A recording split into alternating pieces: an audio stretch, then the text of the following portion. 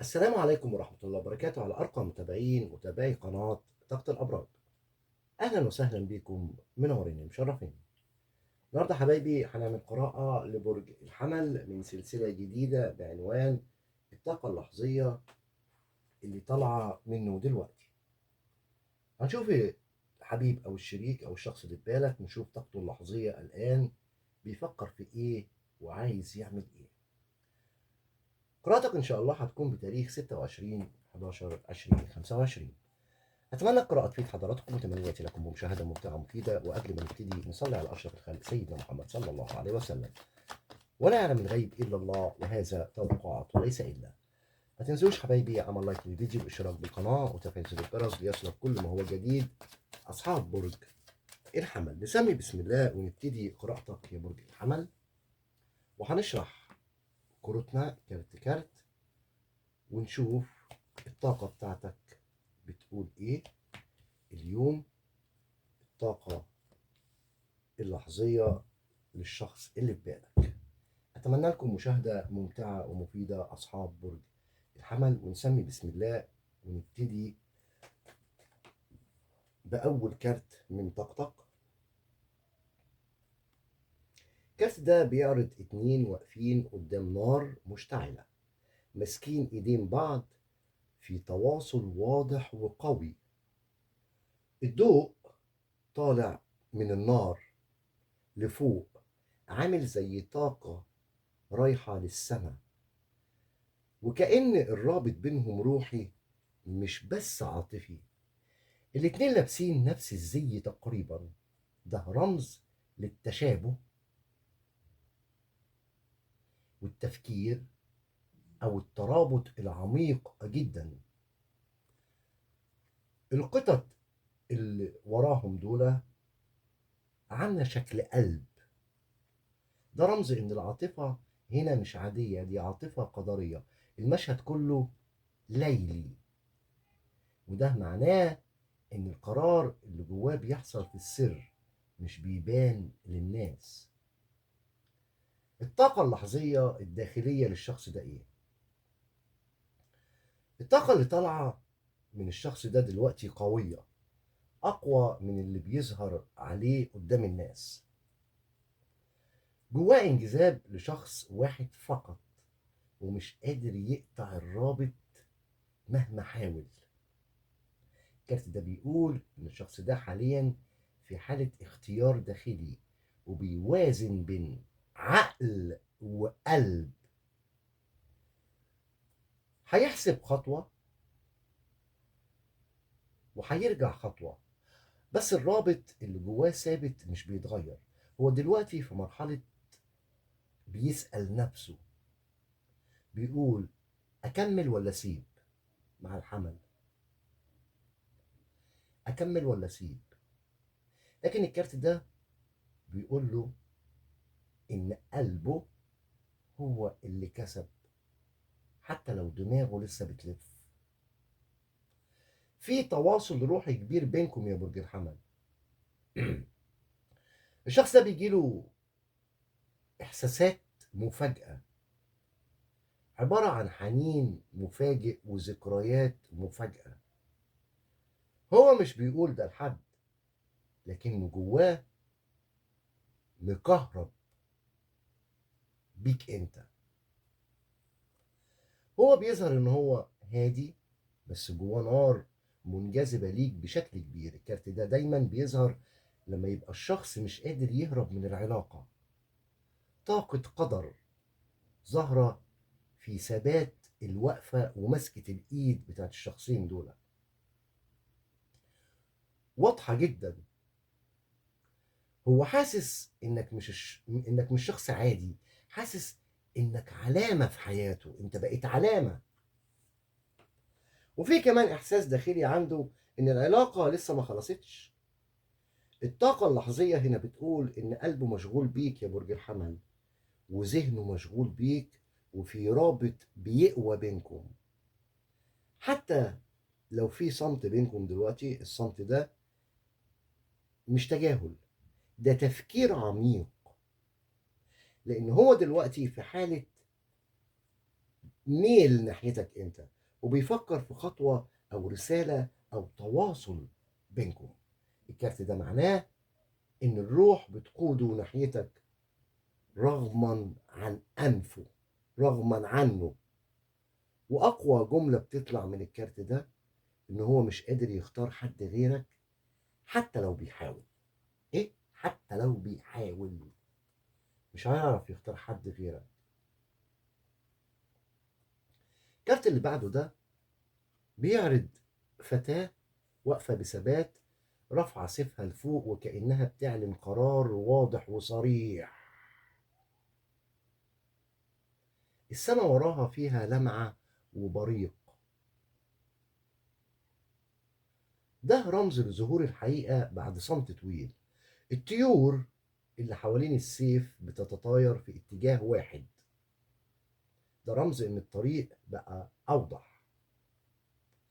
ردائها بيتحرك مع حركتها ومع الريح، وده معناه ان الطاقة متغيرة بقوة مش ثابتة. القطة اللي واقفة جنبها تحت رجليها بترمز للحدث، وكأن حدثه بيقول له اعمل خطوة. طاقته اتجاهك انت اللحظية دلوقتي يا برج الحمل. الشخص ده شايفك دلوقتي بوضوح، مفيش ضباب، وفي قرار داخلي واخده بخصوصك. الكارت ده دايما معناه ان انا عرفت انا عايز ايه دلوقتي. طاقته اتجاهك مش طاقة تردد، دي طاقة يقين. رغم كل اللي كان جواه من لخبطة، حاسس انه لازم بقى يتكلم دلوقتي، لازم يصرح او لازم يوضح موقفه. الكارت ده بيقول ان عنده رغبة انه يقطع الشك باليقين، ولو كان ساكت هو ناوي يفتح باب للكلام معاك يا حمل. ولو بينكم خلاف هو ناوي يحسمه، ولو في أسئلة معلقة هو ناوي يجاوب عليها. عقله دلوقتي شغال عليك أكتر من قلبه، لكن لصالحك أنت. شايفك كمان يا برج الحمل إن العلاقة محتاجة خطوة واضحة، مش لعب، مش انتظار. وعنده كمان طاقة مواجهة إيجابية. عايز أقول حاجة، هو عايز يقول حاجة. هو شايفك شخص لازم يحترمه ويتعامل معاه بصراحة، لأن أنت صريح وواضح. الكارت ده معناه إنه ممكن يكلمك بطريقة مباشرة جدا الفترة اللي جاية. هو مش ناوي أو مش جاي يلف ويدور عليك، هو جاي يوضح. حاسس إن العلاقة دي لازم يكون ليها مستقبل واضح أو نهاية واضحة لو مفيش مستقبل. هو مش ناوي يبعد. السيف هنا معناه فتح الطريق، طريق جديد، مش قطع علاقة. عنده رغبة يعمل خطوة ليثبت نفسه قدامك. وأقوى رسالة خارجة منه ليك من الكارت ده دلوقتي بيقول لك أنا شايفك ومش هسيبك في ضباب تاني. جميل، جميل. الكارت اللي بعده بيعرض شخصية راجعة لمدينة بنظرة فخر، والناس حواليها بتسقف وبترحب. الشخص لابس تاج نصر وماسك العصاية اللي عليها ورد، ده رمز للانتصار بعد تعب. الألوان كلها دافئة، ومعناها إن في طاقة حماس واندفاع وثقة راجعة من جديد يا برج الحمل. الأطفال والناس حواليه فرحانين بيه، دليل على إن وجوده مرغوب ومحبوب. الكارت ده نفسه بيقول أنا راجع. أنا إيه؟ أنا راجع، ومش راجع لوحدي، أنا راجع وأنا عارف إنتي. نواياه اللحظية اتجاهك إيه يا برج الحمل؟ الشخص ده ناوي يرجع لك، بس رجوع نصر مش رجوع اعتذار. هو عايز يبان قدامك في صورة الشخص القوي اللي انتبه لقيمته ومش ناوي يظهر ضعفه. بالعكس، هو ناوي يبهر، يبان، يجذب انتباهك. الكارت ده معناه ان نيته فيها انه يثبت نفسه قدامك بطريقة ملفتة. ممكن يعمل خطوة تخليك تحس انه اتغير او بقى اقوى، او هو يكون شايف ان العلاقة دي ليها قيمة. في نية انه يقرب، ويقرب بثقة مش بخجل المرة دي. كارت العودة بعد الغياب، الكارت ده العودة بعد انتصار، العودة بعد فهم. نيته انه يحسسك ان وجوده مش عادي، وان غيابه ما كانش ضعف، ده كان تجهيز عشان يرجع لك. عايز كمان يلفت انتباهك، حتى لو عن طريق حركة بسيطة او كلام او تواجد مفاجئ. وفي كمان حاجة جواه بتقول له اظهر، ما تبقاش مختفي بقى، اظهر. ممكن يعمل خطوة اجتماعية، لايك، تفاعل، ظهور واضح. وممكن يقرب ليك برسالة فيها طاقة إيجابية، مش دوشة ولا دراما. هو ناوي يقطع الصمت ويظهر بمظهر حلو. عايزك تبصله بنظرة تقدير، مش نظرة شفقة. مش إيه؟ مش نظرة شفقة، نظرة تقدير. في نيته إنه يشيل الطاقة القديمة اللي بينكم ويحط مكانها طاقة جديدة، نوفي. نواياه دلوقتي لحظية لكنها قوية، كلها حركة وتفاعل. الكارت ده دايما بيجي لما الشخص يكون عايز يرجع يدخل حياتك بنجاح. وأقوى رسالة من الكارت ده في نيته دلوقتي إن هو بيقول لك أنا هظهر وهخليك تحس إن رجوعي ليك يا حمل كان خطوة تستاهل اللي أنا بعمله ده. الكارت اللي بعده ده كارت جميل جدا، بيظهر فتاة قاعدة قدام البحر، قاعدة هادية وراضية ومبتسمة من غير توتر. وراها برج عالي من الأكواب والكؤوس، ده رمز للرضا والامتلاك والاكتفاء العاطفي. المشهد كله لونه دافي ومريح، كأن كل شيء في مكانه الصح. القطة والسلطعون حوالين الفتاة بيمثلوا البراءة والرغبة في اللعب من غير ضغط. الكارت بيقول أنا مرتاح، بس لسه بفكر ولسه قلبي صاحي. الخطوة المحتملة خلال 48 ساعة من الشخص ده، المحتملة. أنا بقول إيه؟ المحتملة. أول خطوة هيفكر يعملها إنه يطمنك من بعيد من غير ما يقرب زيادة.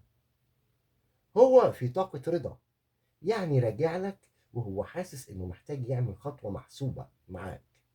ممكن يظهر لك تلميح، رسالة بسيطة، لايك، حاجة هادية مش اندفاع.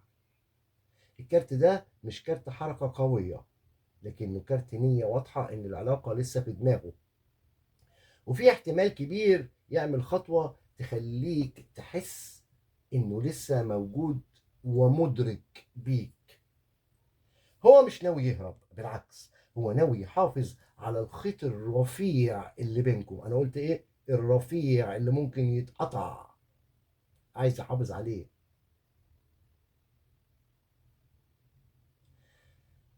احتمال في خلال ال 48 ساعة يكون في خطوة ناعمة منه، مش مواجهة ناعمة، بس هيكون لها تأثير كبير. ممكن يبعت جملة صغيرة يقول لك كنت فاكر حاجة تخصك، أو أنت وحشتني يا حمل. أو ممكن يدخل يشوف الستوري بتاعك، أو يسجل حضور ويبان ويبين نفسه إن هو بان ظاهر.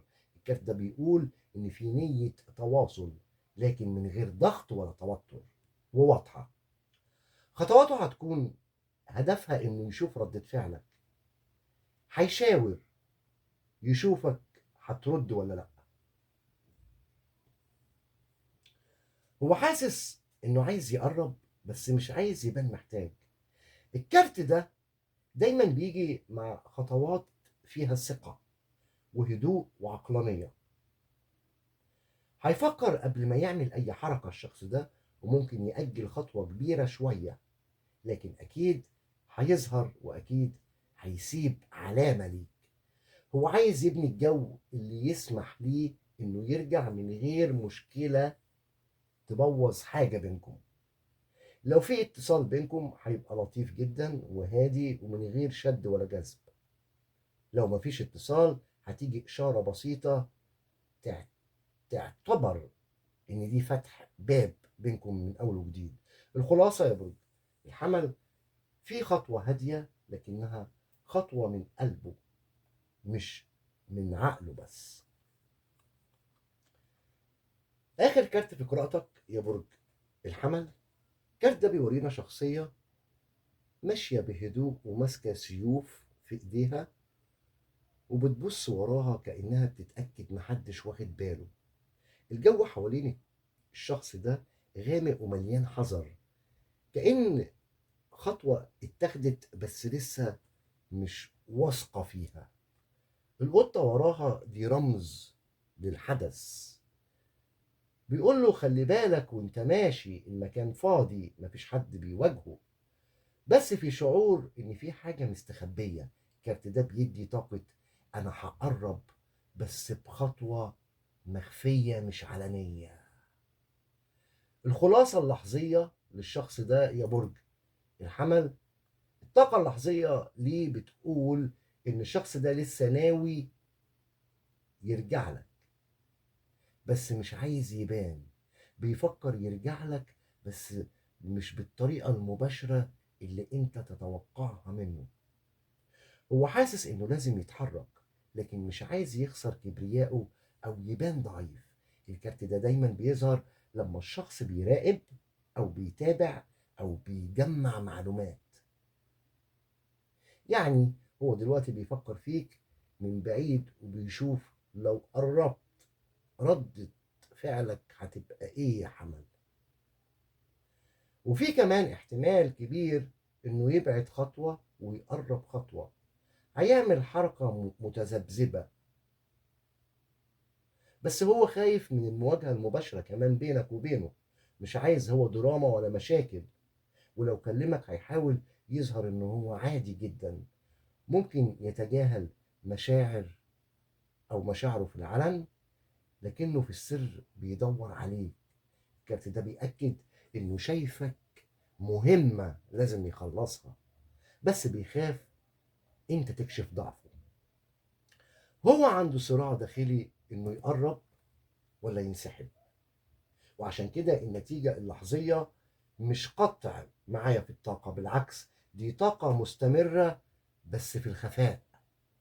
ممكن كمان يفتح شات ليك، يشوف صورك أو يتابع تحركاتك. ممكن يعمل خطوة صغيرة على السوشيال ميديا تلفت انتباهك بس هتبقى متحسبة جدا. السبع سيوف هنا ده كارت بيقول ان التواصل هيحصل بس مش دلوقتي ومش علني. التواصل الروحي الاساسي هو محتاج وقت قصير جدا يرتب كلامه، وقت قصير جدا يرتب كلامه ويرجع من غير ما حد يفهمه غلط. وفي احساس عنده انه بيخاف يبوظ صورته قدامك، وده بقى اللي مأخره كمان دلوقتي. بس عدم ظهوره مش معناه ان هو بعد، ده معناه انه بيخطط يرجع بالطريقة اللي تحفظ كرامته. لو كنت هادي هيتشجع بسرعة، ولو كنت باين ان انت قوي بزيادة هيفضل يراقب. الخلاصة هو بيفكر فيك وراجع، بس دخوله هيكون مموه مش علني. ودي كانت قراءتك اليوم يا برج الحمل، اتمنى لك السعاده والهنا على طول الدوام. انتظروني حبايبي في فيديو اخر اترككم في رعايه الله وامنه، والسلام عليكم ورحمه الله وبركاته.